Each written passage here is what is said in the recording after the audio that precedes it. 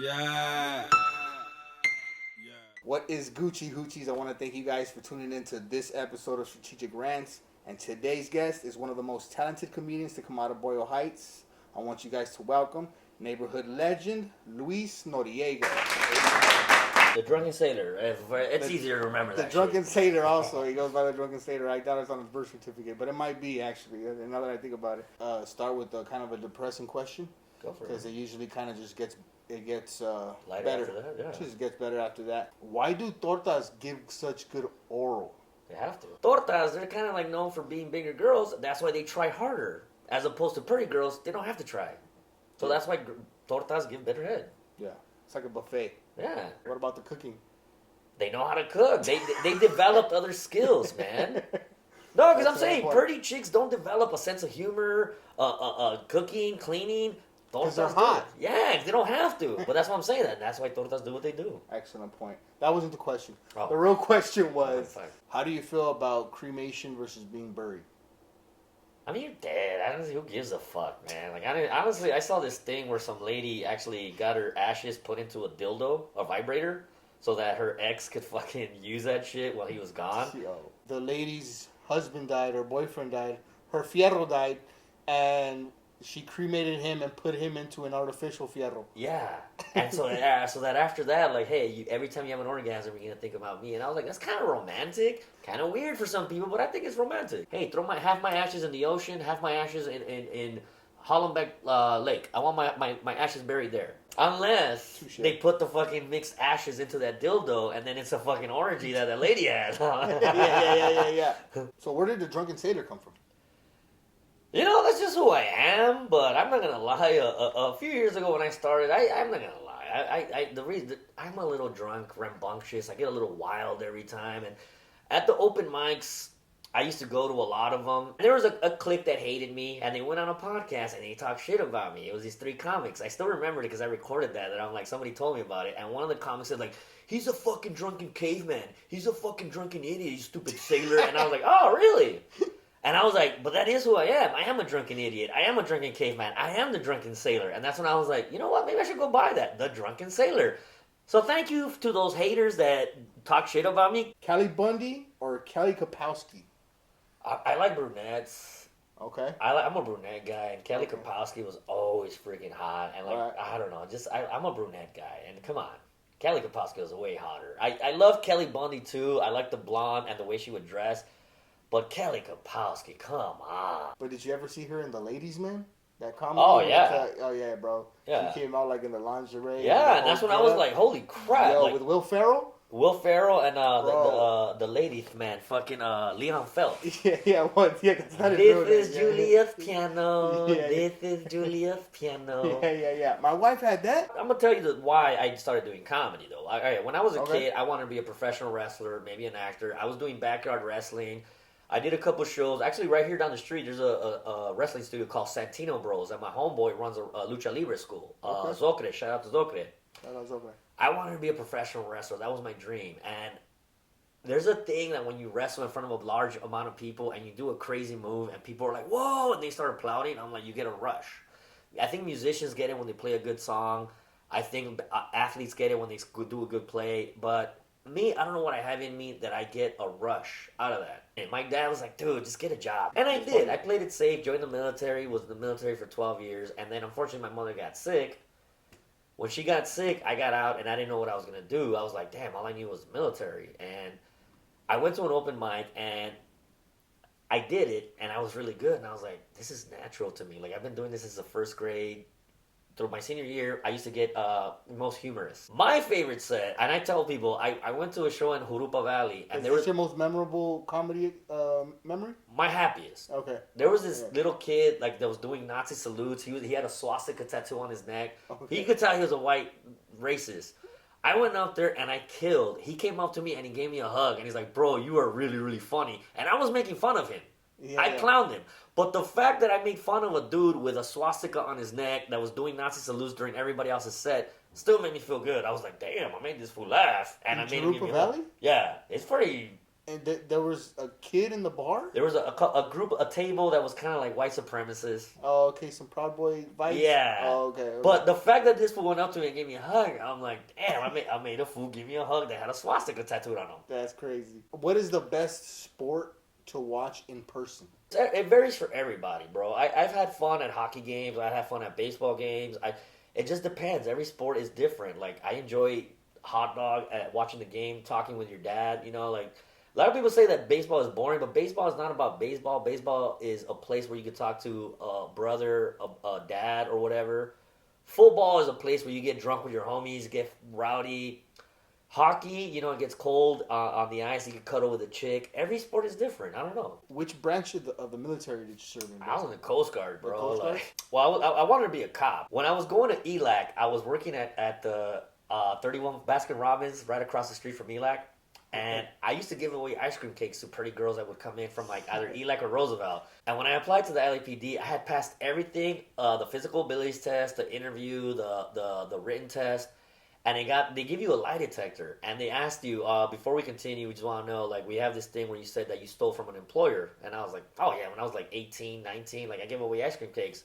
Well, that shows a lack of character. Like, we can't accept you. I don't think you're going to be able to continue into the process. And I was pissed. I was like, what?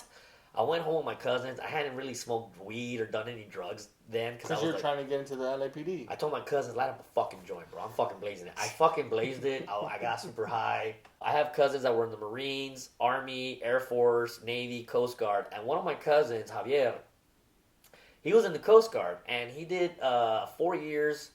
Ended up getting kicked out because of too many DUIs. And he still got a job working for the Border Patrol in Mexicali. And he tells me, like, dude, you want to be a cop? Join the Coast Guard. You can fucking do 4 years, get the fuck out. LAPD will hire you like that. You'll get priority probably. So I was like, all right, fuck it. So I joined the Coast Guard thinking I was going to do 4 years. But I'm a really good worker. So my bosses kept on telling me, like, nah, dude, re-enlist. And like 4 years turned into fucking 7. 7 turned into 10. 10 turned into 11. 11 turned into 12. And I was in there 12 years and I was like, fuck, I got 8 more to retire. Because I'm not gonna lie, it was a fun job, dude. I loved it. I enjoyed my time in the military. A lot of people hate on the military. Fuck you guys. We do a lot of good shit for people. Like, I save so... And not just that, though. Growing up in Boyle Heights, I got tired of my homies getting killed because a lot of my homies are gangbangers. Coast Guard, they save lives. So Coast Guard, right? You said you did 12 years? 12 years, 12 years, and then honorably discharged? Or yeah, how does that go? I re-enlisted like my 11th year, and I got stationed in San Diego. But before I enlisted, my mother was showing signs of forgetfulness and like dementia. So we had to go get her tested, and like they told us she was fine. So I was like, all right, cool. Like, she's fine. I'll re-enlist. And when I re-enlisted, I went down there to San Diego, and then my brother called me. He's like, nah, we got her tested again. Turns out that she was, she does have Alzheimer's and dementia.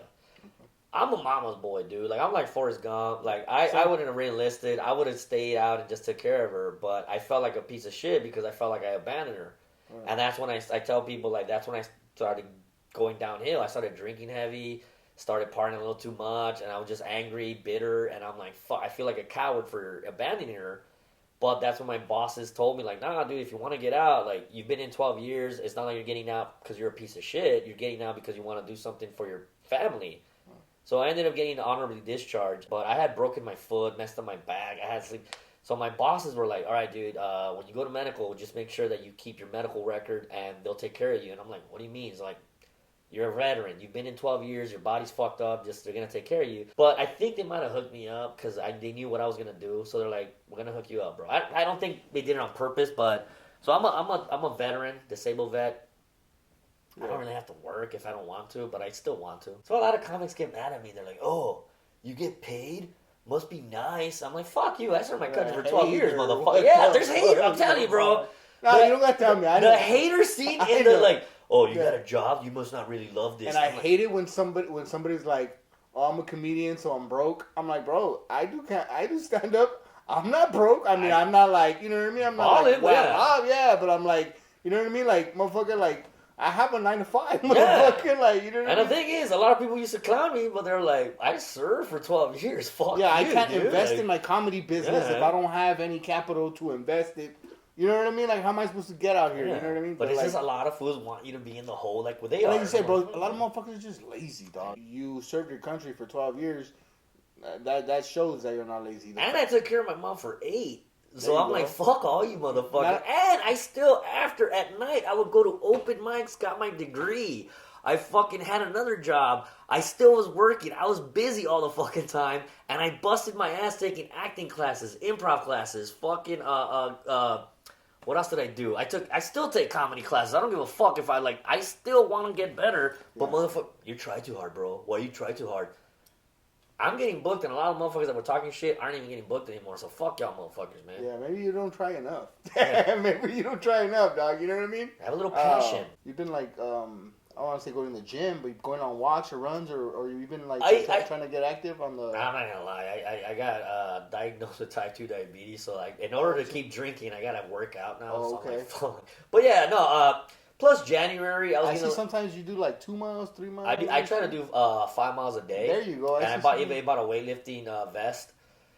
Yeah. And again, somebody who's lazy wouldn't do shit like that, dog. Like, you know what I mean? So like that just you know. Yeah, and I never thought about it like that. But again, it's the stupid things that they tell you. Like especially like I've been in rehab. I've been in a psych ward, and they tell you fix your body first, then try to fix your mind, and then try to fix your finances. So I'm going back to the start. Though the walking, I did read a comedian say that you should go walking with a pen and paper and just write your thoughts down, because you don't know how many jokes you could come out with, like the shit that you see. And I love people watching. Mental health starts at physical. Yeah, like it's crazy you said that, because I forget what video I seen, but somebody said if you feel depressed, go run a mile as fast as you can. Go run a mile as fast as you can, and I guarantee you, by the time you're done, you're gonna be so tired that you're not even gonna have the energy to be depressed. What's your creative process like? How do you usually write your material? Okay, and again, it's different for everybody. I like getting a little buzz.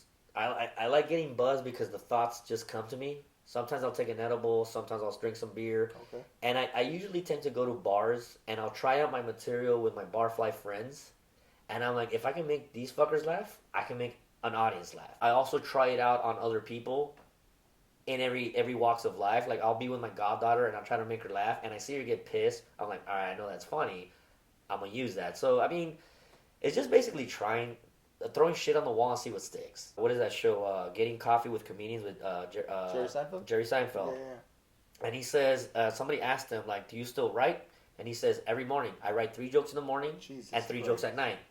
And he's like, why do you do that? He's like, it doesn't matter. Because let's say if I do 3 in the morning, 3 at night, even though if they're stupid, by the end of the month, I'll have 100 and some jokes. Yeah. And if 3 of those are good, add them to my repertoire. Godfrey, the comedian, said, they asked him, what's the best advice you ever got from a comedian? And he said, Bill Cosby told me this. They're like, before you go up on stage, you got to put it on the paper.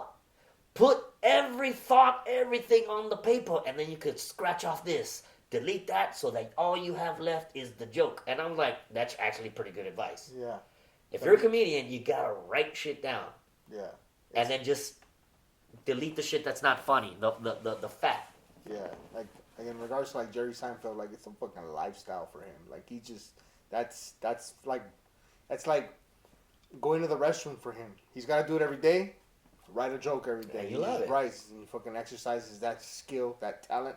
Does that shit all day. Bill Cosby shit. If they sleeping, fuck them. Do you remember the first time you did comedy and where? I mean, stand up. Yeah, all right. The first time I did stand up, how'd it go? I killed. Oh, okay. All right. So I was at the Sunset Room in Hacienda Heights. It was an all-female show, and I'm not gonna lie, these females were not that funny. I'm not trying to be a dick. But a lot of these females were bombing. I know a lot of them. Okay, a lot of these females were bombing horribly. At the end of the show, I told R.I.P. There was a comedian by the name of Oso, passed away a while back. He was hosting it, and I asked him because he was a security guard there. I was like, "Yo, bro, you mind if I go up there and like get 5 minutes at the end?" And he's like, "Yeah, go for it." I went up there and I fucking killed. Where to the point where the bartender and the regular barflies were like, "Bro, you were better than the fucking book comics." Yeah. And I was like, "Thank you, I appreciate that." I did really good my first time. But like a dumbass, 2 weeks later I went when they had it again, thinking like, as a comedian, you don't write your shit and recycle it. You have to go up there and just wing it. Right. First time I just winged it, and it went well. Second time I tried to wing it, and I fucking bombed. Do you think if you would have bombed the first time, you would have came back the second time? Yeah, because I'm not a quitter. Who were your big comedy influences? Yeah, did you have any comedy influences? My family, bro. Like, whenever my family gets together, my tío Bone, my mom, my tío Donches, my dad, me, my cousin Lalo, the entertainer, we're just funny. And it's just natural because we want to make each other laugh. Because my mom, as a kid, used to tell me, if you make somebody laugh, that's kind of like a sign of telling them that you love them. Yeah. So I always try to make people laugh. Now, that was my family. When it comes to the comedy game, families would keep me out of trouble. And that's why I like Chris Rock. Chris Rock talks about it in a fucked up way, but he does tell the truth. Dave Attell, another motherfucker that a lot of people don't know, one of my fucking comedic heroes. Mount Rushmore of comedy. Mount Rushmore. If you had to choose four. Well, again, it's individual. For sure, I'm gonna go Richard Pryor because I love Richard. It could Pryor. be dead or alive, don't matter. Oh well, yeah. But Richard Pryor, like the way he just didn't give a fuck was hilarious. Okay. I'm gonna say, for me, Chris Rock. Okay. Because Chris Rock just did not give a fuck either, and he kind of made you feel stupid, like look around like, oh shit, that we are like that. I'm gonna say Dave Chappelle. I'll say Dave Chappelle, and then I'm gonna say fuck. As much as I love Dave Attell, my one of my heroes is Greg Giraldo. No shit. And Greg Giraldo is one of my favorite comics. Why? Because he was funny. Like the shit on the roast battles, he knew how to fucking fuck with people. Okay. And the thing is, he reminds me of me. He went to law school in I think Columbia, became a lawyer. But he said, I don't want to be a lawyer. I want to be a comedian. And his family was like, dude, you just became a lawyer. Like, you just got your degree and you're going to go for your degree. But he chased his dream. Dave Attell, Dave Chappelle, Chris Rock, and Richard Pryor. No, not Greg Dave Giraldo. Garfield Bulldogs, right? Fuck the Rough Riders? Fuck you, dog. Put a Roosevelt, bro. You went to Garfield, really? I had to do that, dog. Wow, I have two older siblings. I got cousins that went to Garfield. They both graduated. And then my jefita, she worked at Garfield as an administrative assistant for... my mom worked at Roosevelt for the ESL parents that were learning English second language. My mom was like a secretary right there, too. Respect, dog. Respect. And she went there. She didn't graduate, but she did go there. I think she had the record for most tardies, because my mom wasn't a real studious person. Yeah, Jefito knocked her up, huh? Any plugs? Sebastian Santina, cool fucking dude. Okay. He booked me on the 27th, I want to say. I think it's at Sage and Whittier. Follow Noriega Comedy or the Drunken Sailor, but it's at Noriega Comedy. We'll put the link down in the bottom so everybody can follow you. I want to thank you for coming. Hey, fuck yeah, bro. Appreciate I always like hanging out with you. It was a dope ass fucking conversation. I want to thank you guys for tuning in. Remember, it's nice to be important, but it's more important to be nice. Late. Hell yeah.